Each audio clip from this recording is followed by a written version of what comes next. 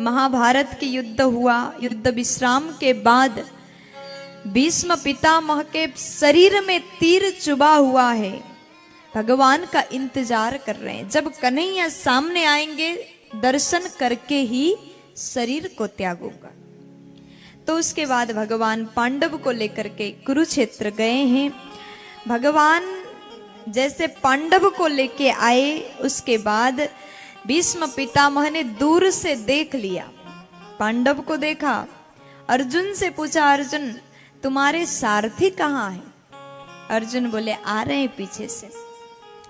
तो आज कन्हैया ने इशारा किया पितामह जी से, भीष्म जी से, कि आप इनको उपदेश दो। अब भीष्म पितामह पांडवों को उपदेश दे रहे हैं। दान धर्मान राज धर्मान मोक्ष धर्मान विभागसः स्त्री धर्मान भगवद धर्मान समासव्यासयोगतः। आज भीष्म पितामह कहते हैं सबसे पहला धर्म। अब ये जो बातें हैं, जो उपदेश है, प्रत्येक मनुष्य को पालन करना चाहिए। पहला धर्म क्या है? दान धर्मान। सबसे पहले नंबर में दान के बारे में समझाया। देखो हमें मानव तन मिला है, मानव तन केवल खाने के लिए, केवल सोने के लिए नहीं मिला। मानव तन मिला है तो थोड़ा सा सेवा भी करना चाहिए, परोपकार भी करना चाहिए, दान भी करना चाहिए। मानव का पहला धर्म ये होना चाहिए।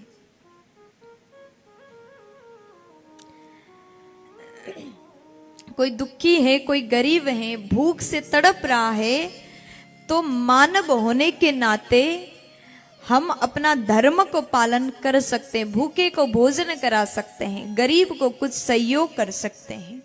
दान करने की भाव अपने मन में लाइए। राज धर्मान, एक राजा को कैसे रहना चाहिए? राजा का धर्म क्या है?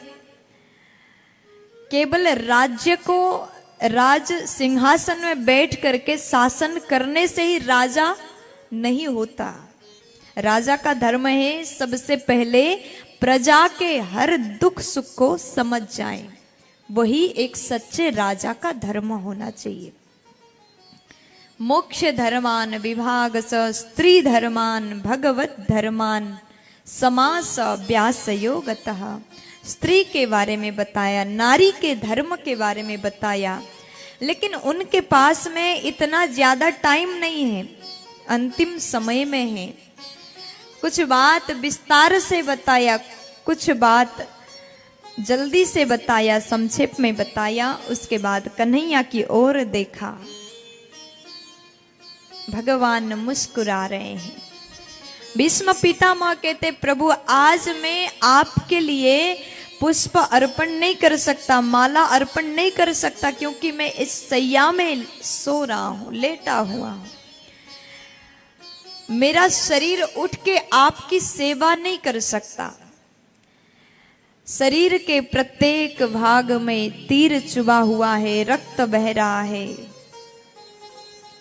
आज बड़े भाव से कन्हैया का स्तुति किया। एकादश श्लोक में, एकादशी के दिन में भीष्म जी ने स्तुति किया। इति मतिरूपकल्पिता वितृष्णा भगवती सातोत पुंगवे विभुम्नि।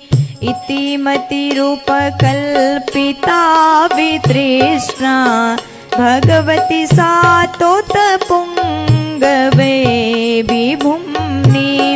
स्वसुखमुपगते कोचिद्विहर्तुं प्रकृतिमुपेयुषि यद्भव प्रवाह। इति मतिरूपकल्पिता वितृष्णा। आज भीष्म जी कहते हैं कि प्रभु आप मेरे अंतिम समय में पधारे। एक भक्त के लिए इससे अच्छा और कोई हो ही नहीं सकता।